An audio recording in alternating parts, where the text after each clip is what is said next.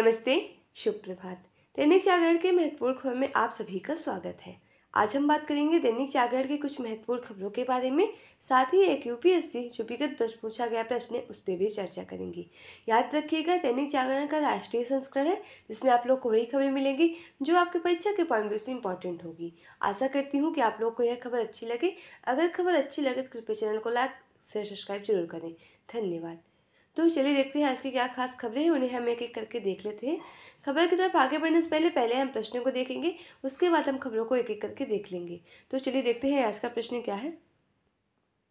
यह सिविल सेवा परीक्षा विगत वर्ष 2020 का प्रश्न है।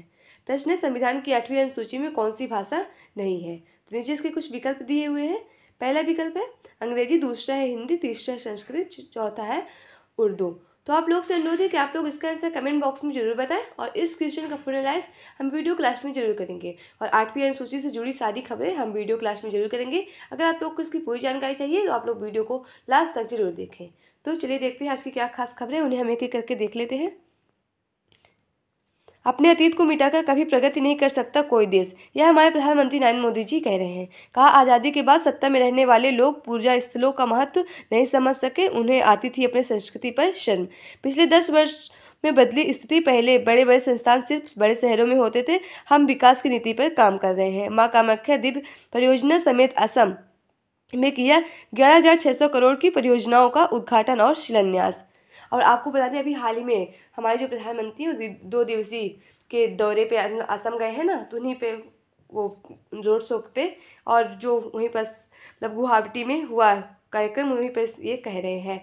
और आपको बता दें, जो ये कामाख्या है तो इसमें अब कभी कभी क्वेश्चन पूछता है कॉम्पिटेटिव एग्जाम में। अगर आप लोग किसी कॉम्पिटेटिव एग्जाम की तैयारी करें तो उसके लिए इंपॉर्टेंट है, पूछता है कि जो असम है उसका पुराना नाम क्या है, या फिर कभी कभी घुमा के पूछता है कि कामाख्या किस राज्य का पुराना नाम है। इसे भी आप लोग याद रखें कि असम का ही नाम पुराना कामाख्या है। तो आशा करती हूँ कि आप लोग इसे याद रखेंगे। अगर हम असम की बात करें तो असम की राजधानी दिसपुर है और इसकी सीमा मेघालय, अरुणाचल प्रदेश, पश्चिम बंगाल, त्रिपुरा, मणिपुर, नागालैंड और अंतर्राष्ट्रीय सीमा इसकी भूटान और बांग्लादेश से लगती है। और यहाँ विधानसभा में 126, राज्यसभा में 7 और लोकसभा में 14 सीटें हैं। यहाँ के सीएम हेमंत बिस्वा शर्मा हैं। भारतीय दूतावास का कर्मी पाक के लिए जासूसी में गिरफ्तार। मॉस्को में तैनात रहे सत्येंद्र पर देश के विरुद्ध युद्ध छेड़ने का मुकदमा दर्ज। और आपको पता ही होगा कि मुकदमा दर्ज का जो धारा लगती है वो 121 के तहत मुकदमा दर्ज होता है। मतलब मुकदमा दर्ज होता है कि युद्ध विरुद्ध, मतलब देश के विरुद्ध युद्ध छेड़ने के लिए 121 धारा। तो इसे भी आप लोग याद रखिए, ये आपके पॉलिटिकल के पॉइंट से काफ़ी इंपॉर्टेंट है। और आपको याद है, जो इन पे ये लगा है, मतलब ये जो गिरफ्तार हुए हैं, तो मतलब अपने देश की जो कुछ जासूसी खबरें पाकिस्तान को दे रहे थे, उनके लिए इन्हें गिरफ्तार किया गया है। सत्येंद्र को यूपी एटीएस ने मेरठ में पकड़ा, 6 माह से एजेंसी की थी नज़र। मल्टीटास्किंग स्टाफ के रूप में सुरक्षा सहायक था आरोपित, आईएसआई के हैंडलर के रूप में कर रहा था काम। विदेश मंत्रालय जांच एजेंसियां के संपर्क में है, मामले में रखी है पैनी नजर। और बढ़ेगी पेटीएम की मुश्किलें, ईडी कर सकती है मनी लॉन्ड्रिंग के मामले में जांच। पेमेंट बैंक के लाइसेंस में भी धोना पड़ सकता है हाथ। और बार मनी लॉन्ड्रिंग की बात करें तो मनी लॉन्ड्रिंग वो होता है, मतलब जो गैर कानूनी से धन खरीदना या फिर काम करना और उसे फिर वैध बनाना, वही होता है मनी लॉन्ड्रिंग। और अगर ईडी की बात करें तो प्रवर्तन निदेशालय की बात हो रही है। 1 मई 1956 में इसकी स्थापना हुई थी और नई दिल्ली में इसका आपको हेडक्वार्टर देखने को मिलेगा। और 1000 से अधिक खाते खोले गए, एक ही पैन पर एक ही खाते से सैकड़ों का भुगतान किया गया। 29 के बाद पेटीएम पेमेंट्स बैंक की सभी वित्तीय गतिविधियों पर रोक, आरबीआई ने दिया है दिशा निर्देश। और अगर हम पेटीएम की बात करें, अगस्त 2010 में इसकी स्थापना हुई थी। विजय शेखर शर्मा इसके वर्तमान में अध्यक्ष है और इसका मुख्यालय आप लोग को नोएडा में देखने को मिलेगा।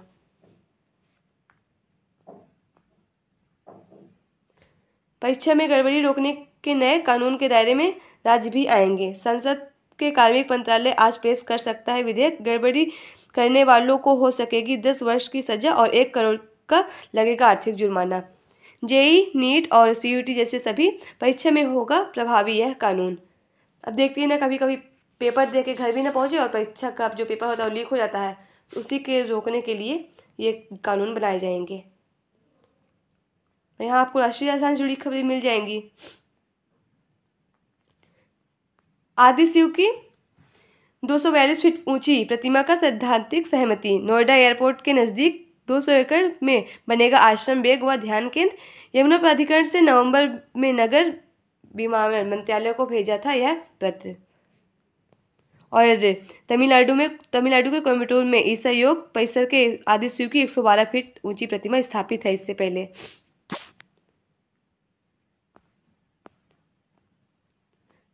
कानून पालन के लिए भौगोलिक सीमा बाधा नहीं होनी चाहिए, गृह मंत्री अमित शाह कह रहे हैं। कहा 3 नए कानून के अमल के बाद सबसे आधुनिक होगी भारतीय आपराधिक न्याय व्यवस्था। और 3 जो नए कानून हैं, अगर हम बात करें तो जो 3 नए कानून, भारतीय न्याय संहिता और भारतीय नागरिक सुरक्षा संहिता और भारतीय साक्ष्य कानून की बात हो रही है। जो भी औपनिवेशिक काल से चल रहे ब्रिटिश कानून है उन्हें को हटाकर नए कानून जो लाए गए हैं ना, उनकी बात हो रही है।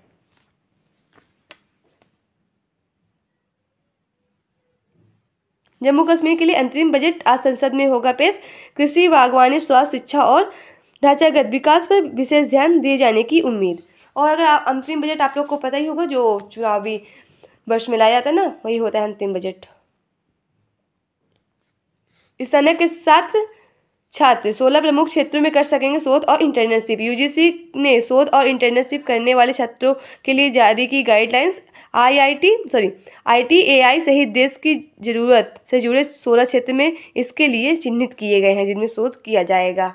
अगर यूजीसी की बात करें, विश्वविद्यालय अनुदान आयोग की बात हो रही है। दिसंबर 1956 में स्थापना हुई थी, नई दिल्ली में इसका हेडक्वार्टर देखने को मिलेगा। और वर्तमान में इसके अध्यक्ष हैं M जगदीश कुमार, तो इसे भी आप लोग याद रखिए।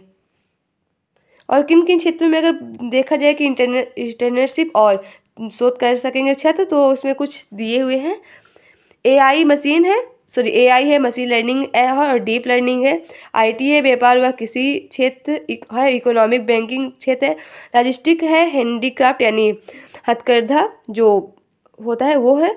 और हेल्थ केयर और लाइफ साइंस पैटर्न, मानवाधिकार, संचार, शिक्षा, पर्यावरण, मध्यम और छोटे उद्योग, खेल, फिजिकल एजुकेशन आदि भी शामिल किए गए हैं इसमें। अब यहाँ आप लोगों को राजनीति से जुड़ी खबरें मिल जाएंगी। झारखंड में आज विश्वास मत पर होगा मतदान। आपको पता ही होगा, जो हेमंत सोरेन थे यहाँ के मुख्यमंत्री, उन्हें रांची के मतलब जमीन घोटाले के मामले में ईडी ने गिरफ्तार किया है ना, उसी को लेकर चल रहा विवाद। उसमें नए CM बनाए गए हैं चंपाई सोरेन, उन्हीं को आज अपना बहुमत साबित करना होगा। अगर आप लोग बस चुनाव जो होता है उसके बारे में याद करें कि चुनाव कराता कौन है, आपको पता ही होगा कि भारतीय निर्वाचन आयोग इलेक्शन कमीशन ऑफ इंडिया के तहत कराया जाता है। चाहे लोकसभा हो, राज्यसभा हो, प्रधानमंत्री हो या राष्ट्रपति हो, इन सभी का चुनाव यही भारतीय निर्वाचन आयोग के द्वारा कराया जाता है, जिसे आप लोग आम भाषा में चुनाव आयोग भी कहते हैं। यह एक संवैधानिक संस्था, संविधान के अनुच्छेद 324 तहत इसकी बात की गई है, जिसे भी आप लोग याद रखिए। और इसके पहले मुख्य चुनाव आयुक्त सुकुमार सेन है, और वर्तमान में इसके मुख्य चुनाव आयुक्त का ना ये आप लोग बताएं, और वो किस क्रम की हैं, जिसे भी आप लोग बताएं। और आपको बता दें कि 25 जनवरी को मनाया जाता है मतदाता दिवस, और इसकी शुरुआत 2011 से हुई थी, तो इसे भी आप लोग, यह आप लोग का संपादकीय बात है। यहाँ आप लोग के प्रीलिम्स, मेंस, इंटरव्यू, अन्य प्रतियोगी विषय से जुड़ी खबरें मिलेंगी, जिससे आप लोग जरूर पढ़िए। अगर आप लोग सिविल सर्विस तैयारी कर रहे हैं, अगर आप लोग मेंस की तैयारी कर रहे हैं, तो उसके लिए बहुत ही इंपॉर्टेंट है, जिससे आप लोग जरूर पढ़िए। महिला सशक्तिकरण को समर्पित सरकार। आज महिला प्रधान विकास के केवल कुछ कार्यक्रमों तक सीमित नहीं, बल्कि पूरे राष्ट्र की विकास गाथा के केंद्र में खड़े हैं, यह स्मृति ईरानी कह रही हैं।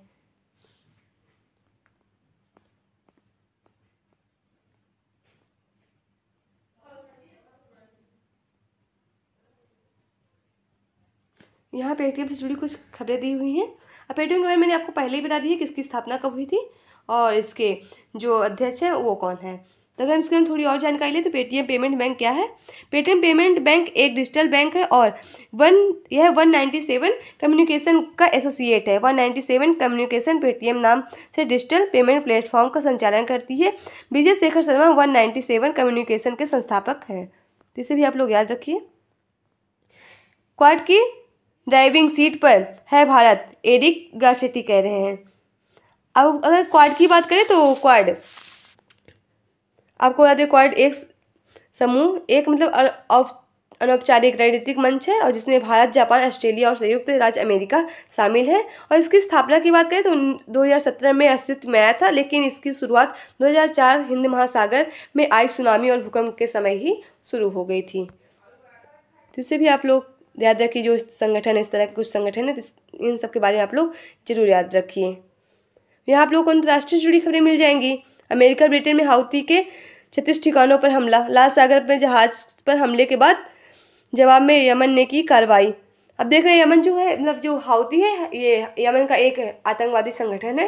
अगर कोई भी जहाज यानी व्यापार की जो जहाज आती है तो उससे लाल सागर के पास उन पर हमला कर देते हैं, फिर उनसे कुछ पैसे की बात करते हैं, अगर न दे तो फिर उसका जो सामान रहता है वो पूरा जब्त कर लेते हैं। वही है।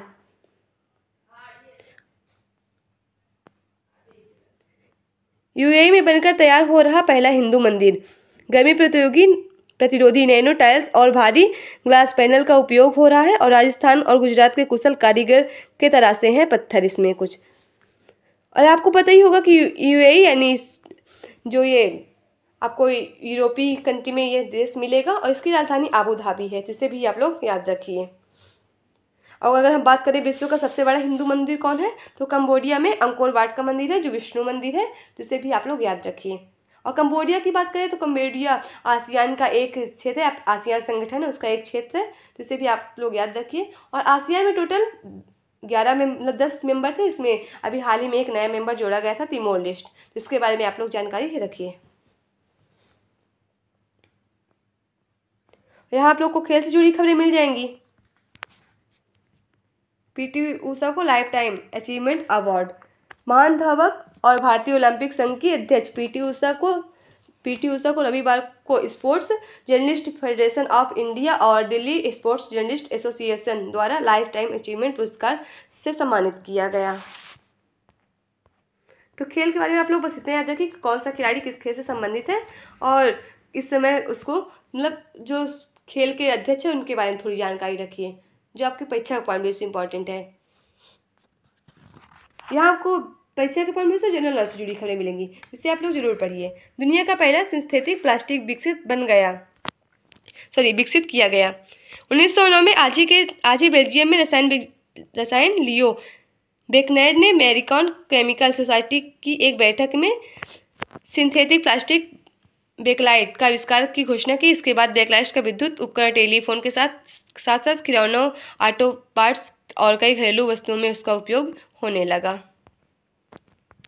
अतिरिक्त अंगुलियों को होने का सामने आया राज, मतलब 5 से ज़्यादा जो उंगली होती है ना, उसका राज सामने आया। मैक्स नामक एक विशिष्ट जीन में म्यूटेशन को पाया गया है। इस जन्मजात विकार का कारक है, मतलब ये जब जन्म होता है उससे पहले से ही रहता है और इस विकार से मस्तिष्क विकास का भी हो सकता है संबंध। महिलाओं को अधिक महसूस होता है दर्द। बढ़ती उम्र के साथ महिलाओं के मस्तिष्क में होता है विशिष्ट बदलाव। इससे पुरुषों की तुलना में अधिक सिरदर्द पीड़ित होती हैं महिलाएं। यहाँ आपको मूवी से जुड़ी खबरें मिलेंगी, इंटरेस्ट हो तो पढ़िए, ना हो तो कोई बात ही नहीं। तो आज की खबरें समाप्त होती है। आशा करती हूँ कि आप लोग को यह खबर अच्छी लगे। अगर खबर अच्छी लगे तो कृपया चैनल को लाइक शेयर सब्सक्राइब जरूर करें। अगर आप लोग के पास कोई सुझाव है तो भी आप लोग हमसे साझा कर सकते हैं। चलिए आज का प्रश्न देख लेते हैं, उसका विश्लेषण कर लेते हैं। आज का प्रश्न था सिविल सेवा परीक्षा आज का प्रश्न था संविधान की 8वीं अनुसूची में कौन सी भाषा नहीं है, तो इसका सही जवाब होगा ऑप्शन ए यानी अंग्रेजी। तो चलिए इसका विश्लेषण कर लेते हैं। भारतीय संविधान की 8वीं अनुसूची में भारत की गणराज्य की आधिकारिक भाषा को सूचीबद्ध करती है। भारतीय संविधान के अनुच्छेद 344(1) और 351 के अनुसार 8वीं अनुसूची में 22 भाषाएं शामिल हैं। मूल संविधान में केवल 14 ही भाषाएं थी और 21वें संविधान संशोधन 1967 के द्वारा सिंधी को 8वीं अनुसूची में शामिल किया गया था। उसके बाद 71वें संविधान संशोधन 1992 के द्वारा मणिपुर नेपाली और कोंकणी को 8वीं अनुसूची में शामिल किया गया और 92वें संविधान संशोधन अधिनियम 2003 के द्वारा बोडो, डोगरी, मैथिली, संथाली को भी शामिल किया गया और अब टोटल 22 भाषाएं हमारे संविधान के 8वीं अनुसूची में हैं। अगर हम 22 भाषा की बात करें तो देखिए कुछ अगर हम लोग क्रम से बात करें ताकि आप लोग को याद भी हो रहे, तो अगर हम क्रम से बात करें शुरू से मतलब जम्मू कश्मीर से स्टार्ट करते हैं और इधर नीचे तमिलनाडु तक आते हैं। तो पहला है कश्मीरी, सिंधी, पंजाबी, हिंदी, बंगाली, उड़िया, आसमी, गुजराती, मराठी, कन्नड़, तेलुगु, तमिल, मलयालम, उर्दू, संस्कृत, नेपाली, मणिपुरी, कोंकणी, बोडो, डोगरी, मैथिली, संथाली। तो आशा करती हूँ कि आप लोग को यह भाषा जरूर याद हो जाएगी। तो आज की खबरें समाप्त होती है। धन्यवाद।